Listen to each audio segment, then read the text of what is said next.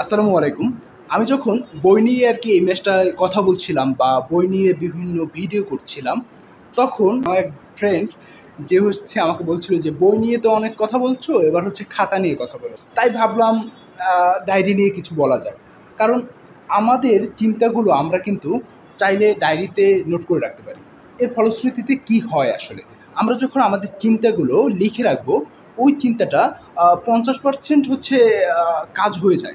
বা আমাদের চিন্তাগুলো আমরা যদি একটা লিস্ট করে ফেলি, দিন শেষে দেখবেন আপনার অনেকগুলো চিন্তা কিন্তু হয়ে যাবে, জমে যাবে এবং আপনি পরবর্তী সপ্তাহে একটা কাজ করতে পারেন। ওই চিন্তা থেকে ধরে ওই যে চিন্তাটা আপনি লিখেছেন না যে টপিক, চিন্তার যে টপিকটা লিখেছেন, ওই চিন্তার ওই টপিক থেকে আপনি সামনে সপ্তাহে ঠিক করবেন যে ওই টপিকে আপনি কিছু সার্চ করে জানবেন। সেটা হতে পারে এরকম পাঠ্যপুস্তক দিয়েও জানতে পারেন বা হচ্ছে আপনার অনলাইনেও জানতে পারেন। এবং এটা জানার চেষ্টা করবেন। তাহলে দেখুন ১ম সপ্তাহে আপনি শুধুমাত্র চিন্তাগুলো লিখে রাখলেন, কি চিন্তা আপনার মাথায় আসে। এই চিন্তাগুলো যদি লিখে রাখেন, নেক্সট সপ্তাহে আপনার কাজ হবে সেই চিন্তাগুলো আরকি সুন্দরভাবে জানা। অর্থাৎ যে চিন্তাটা আপনি করতে চাচ্ছেন, সেই চিন্তা সম্পর্কে আপনি জানবেন। হতে পারে আপনি এভাবে সুন্দর হচ্ছে গাছের চিন্তা করছেন, এই যে এখানেও একটা আছে। অর্থাৎ মানি প্ল্যান্টিং এইটি নিয়ে আপনার একটা ভবিষ্যৎ পরিকল্পনা আছে। সেটি আপনি সুন্দরভাবে লিখে রাখলেন এবং পরবর্তী সপ্তাহে এই মানি প্ল্যান্ট সম্পর্কে আপনি আরও জানলেন।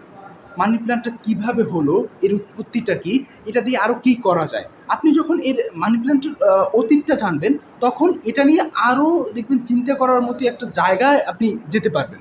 তাহলে যত বেশি চিন্তা করবেন অত বেশি কিন্তু যেকোনো জিনিস সমস্যার সমাধান হয়ে যায়। সেক্ষেত্রে এরকম এই যে ডায়েরিতে আপনি লেখা শুরু করতে পারেন। আপনি যখন ডায়েরিতে সেটা হতে পারে আপনি দিনলিপি লিখতে পারেন। যখন লিখবেন ১ সপ্তাহ অন্তর গেলে আপনার ওই দিনলিপিটা আপনার কাছে ইতিহাস তৈরি হয়ে যাবে। তাই হচ্ছে এভাবে ডায়েরিতে লিখতে পারেন এবং বেশি বইও পড়ুন। বই নিয়ে তো কথা না বললে হয়ই না। বইও পড়ুন এবং লিখেন।